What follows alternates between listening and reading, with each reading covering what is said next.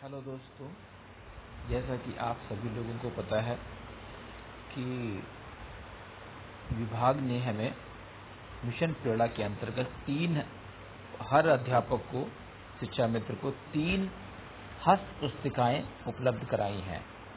ठीक है, एक है आधारशिला और ध्यानाकर्षण शिक्षण संग्रह। 3 हस्त पुस्तिकाएं हैं। इन तीनों हस्त पुस्तिकाओं का प्रयोग करके हमें मिशन प्रेरणा के लक्ष्य को प्राप्त करना है, यानी कि अपने इस विद्यालय को प्रेरक बनाना है, अपने ब्लॉक को प्रेरक बनाना है, फिर अपने मंडल को, अपने प्रदेश को प्रेरक बनाना है।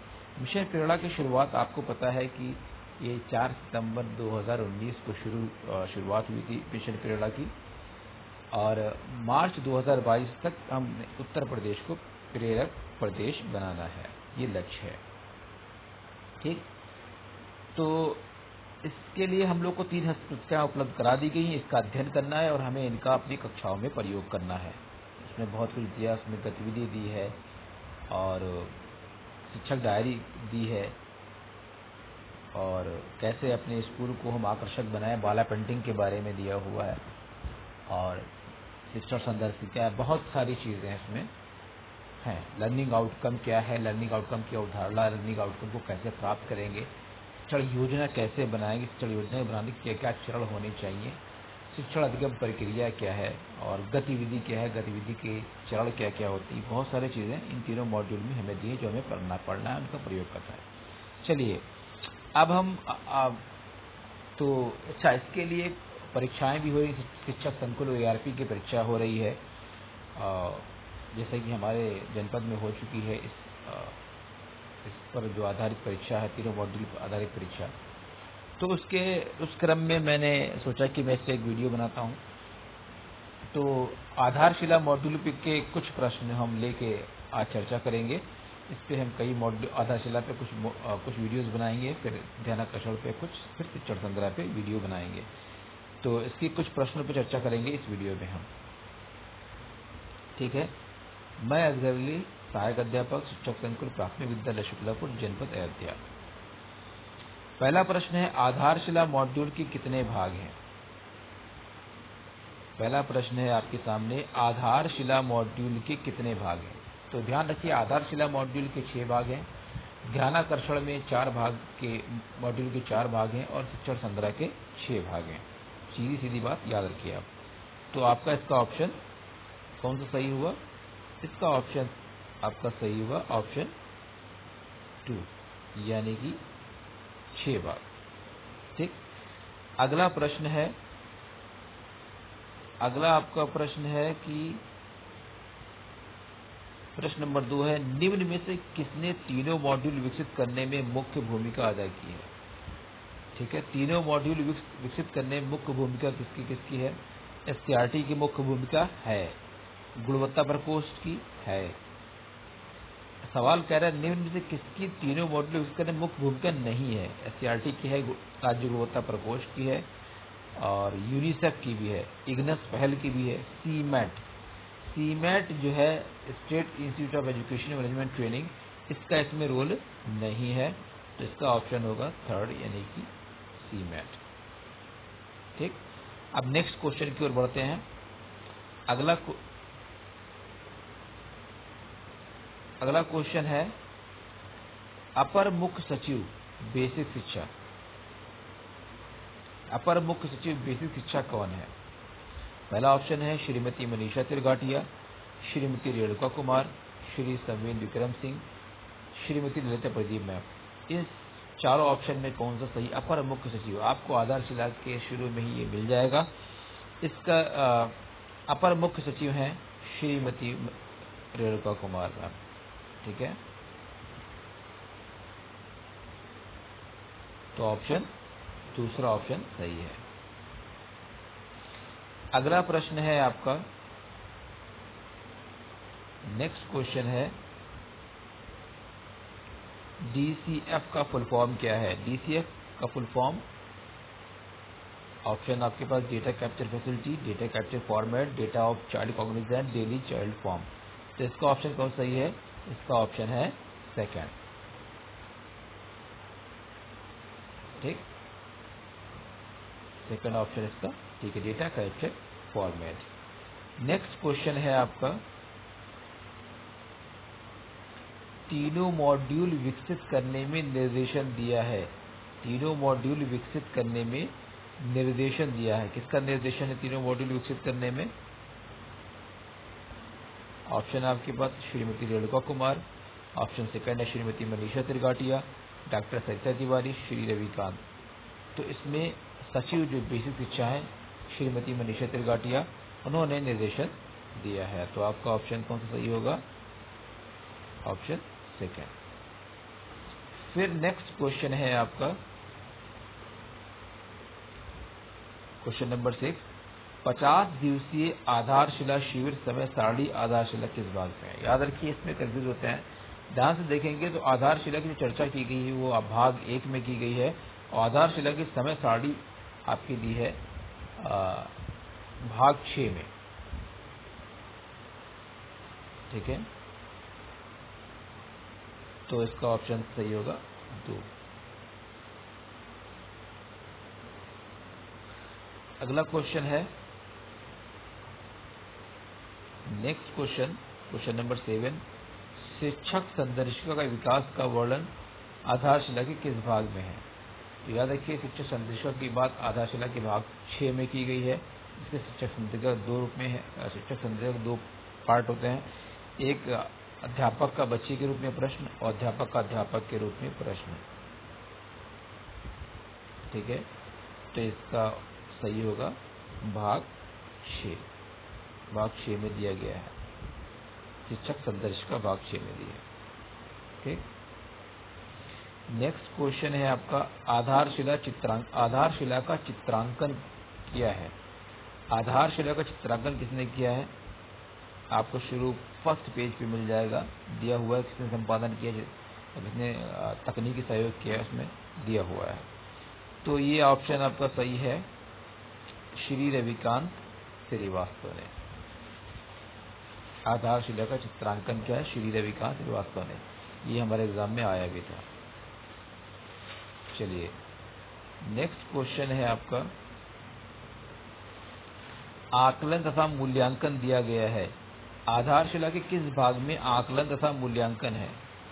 चलिए आप गेस करें कि किस भाग में, या आपने पढ़ा हो तो बताएं किस भाग में आकलन तथा मूल्यांकन दिया है आधारशिला के। तो आधारशिला के भाग 5 में आकलन तथा मूल्यांकन है। ठीक, चलिए अब अगले क्वेश्चन की ओर चलते हैं। क्वेश्चन नंबर 10 है, भाषा तथा गणित के लक्ष्य एवं संकेतक दिए हैं। भाषा तथा गणित के लक्ष्य एवं संकेतक दिए हैं आधारशिला में, ध्यानाकर्षण में, शिक्षण संग्रह में। तो ये दिया है आधारशिला में।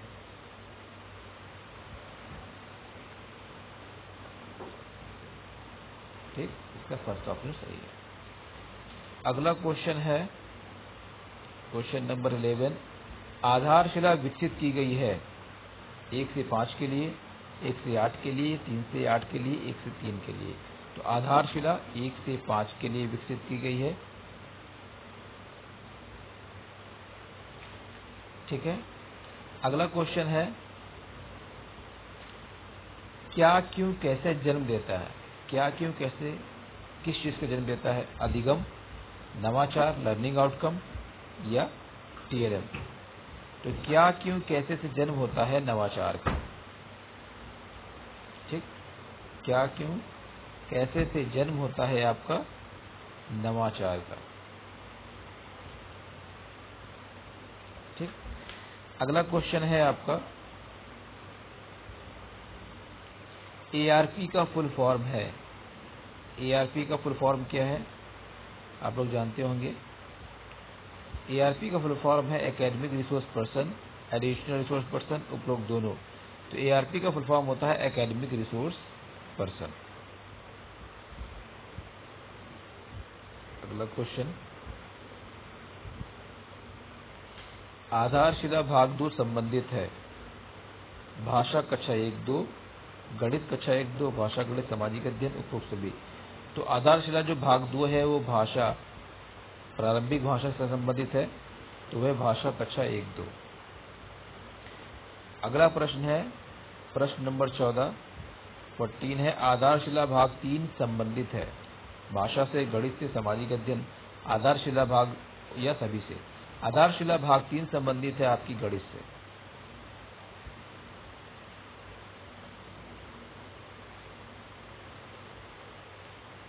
ठीक है, आधारशिला भाग 3 संबंधित है गणित।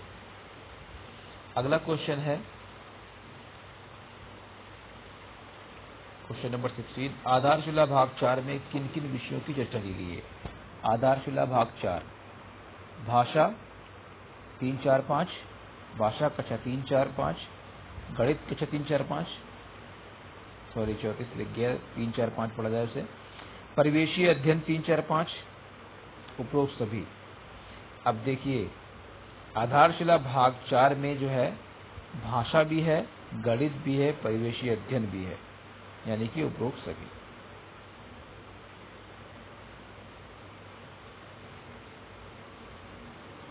ठीक, अगला क्वेश्चन है आधारशिला फाउंडेशन शिविर की अवधि है। आधारशिला फाउंडेशन शिविर की अवधि है 2 सप्ताह, 45 दिन, 50 दिन, 90 दिन। इसका ऑप्शन कौन सही है? ऑप्शन 3।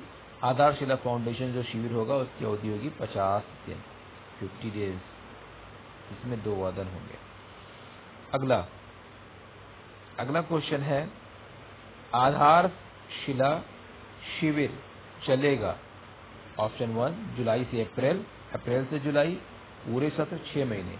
तो जो आपका आधारशिला शिविर चलेगा वो अप्रैल से जुलाई तक चलेगा। फिर उसके बाद आप जिसमें आप जो है लर्निंग आउटकम को बच्चों को जो कक्षा 1 और 2 के जो लर्निंग आउटकम वाले बच्चे होंगे उनकी चलेगा ये आधारशिला शिविर। तो ये कब से कब चलेगा? जुलाई से अप्रैल से जुलाई तक।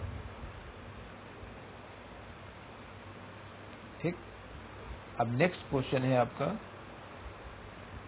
आधारशिला शिविर में वादन होंगे। आधारशिला, अभी मैंने बताया आपको कि आधारशिला शिविर में 2 वादन होंगे। पहला वादन भाषा, दूसरा वादन गणित। क्वेश्चन नंबर 20 है आधारशिला शिविर में एक वादन होगा 40 मिनट का, 35 मिनट का, 60 मिनट का, 90 मिनट का। याद रखिए आधारशिला शिविर में 2 वादन होंगे, एक भाषा एक गणित का, और दोनों 90-90 मिनट के वादन होंगे। कितने कितने मिनट के? 90-90 मिनट के। ठीक, तो एक वादन 90 मिनट का होगा। अगला क्वेश्चन है क्वेश्चन नंबर 21, आधारशिला शिविर में LSRW listening, speaking, reading, writing के लिए समय निर्धारित है क्रमशः 10, 35, 25, 20, 30, 10, 20, 20, 20, 30, 30, 10। यानी कि सुनना, बोलना, पढ़ना और लिखना के लिए जो आधारशिला शिविर चलेगा उसमें टाइम जो निर्धारित किया गया है वो कौन सा है LSRW के लिए? तो ये आपका ऑप्शन सही है, पहला। ठीक,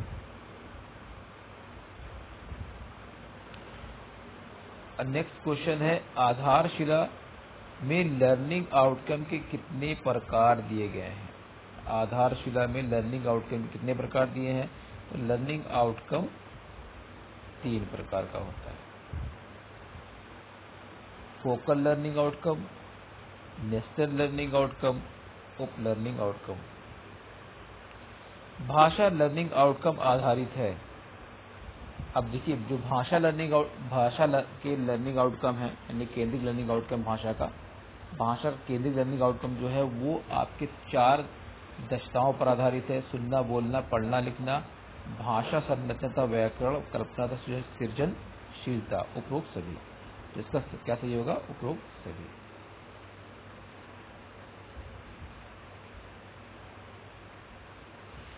नेक्स्ट क्वेश्चन है आपका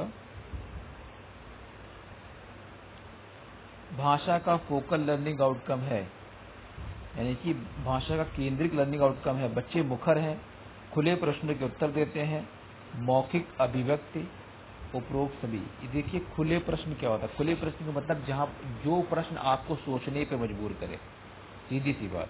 जो प्रश्न आपको सोचने में मजबूर करे वो ओपन एंडेड क्वेश्चंस होते हैं। ठीक है, एक क्लोज क्वेश्चनर होता है, एक ओपन एंडेड क्वेश्चनर होता है। ठीक है, और जो जो बंद प्रश्न होते हैं उन्हें जानते वो हाँ या ना में उत्तर दिया जाता है उनका, लेकिन जो क्लोज प्रश्न होते हैं वो सोचने पर मजबूर करते हैं क्या, क्यों, कैसे। तो भाषा का फोकल लर्निंग आउटकम है बच्चे मुखर हैं, खुले प्रश्न के उत्तर देते हैं, मौखिक अभिव्यक्ति, उपरोक्त सभी, ये तीनों आपकी भाषा के केंद्रित लर्निंग आउटकम है।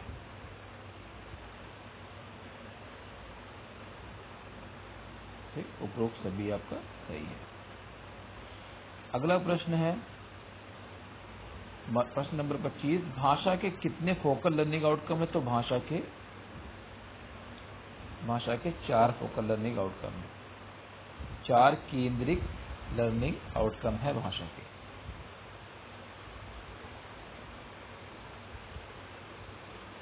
क्वेश्चन नंबर 26, इरैक किस हस्त पुस्तिका में दिया गया है? ध्यानाकर्षण, आधारशिला, शिक्षण संग्रह, सभी में। तो जो इरैक है वो आपका आधारशिला हस्त पुस्तिका में दिया है। क्वेश्चन नंबर 27, इरैक में आर का अर्थ है, इरैक का फुल फॉर्म होता है experience, reflection, application and consolidation. तो आर से क्या हुआ? रिफ्लेक्शन। तो ऑप्शन नंबर 3 सही है आपका। हिंदी में कहेंगे ई से एक्सपीरियंस, आर से रिफ्लेक्शन यानी कि चिंतन, ए से एप्लीकेशन अनुप्रयोग, सी से कंसोलिडेशन निष्कर्ष या समेकन।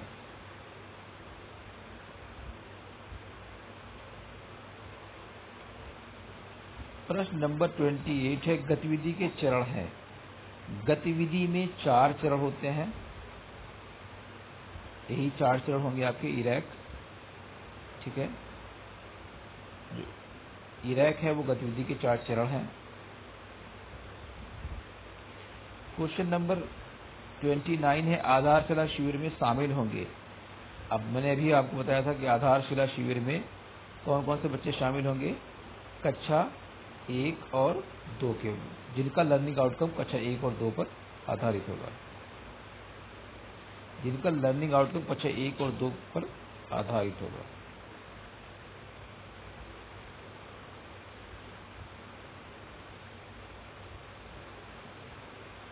और जरूरी नहीं है वो कक्षा 1 और 2 में हो, कक्षा 5 का बच्चा भी अगर 1-2 का लर्निंग आउटकम वाला है तो वो आधारशिला शिविर में शामिल होगा। अगला है, गतिविधि के महत्वपूर्ण पहलू हैं। गतिविधि के 2 महत्वपूर्ण पहलू होती हैं, एक तो रोचकता और दूसरा होता है आपका चुनौती। तो कौन सा ऑप्शन सही होगा? ऑप्शन 3।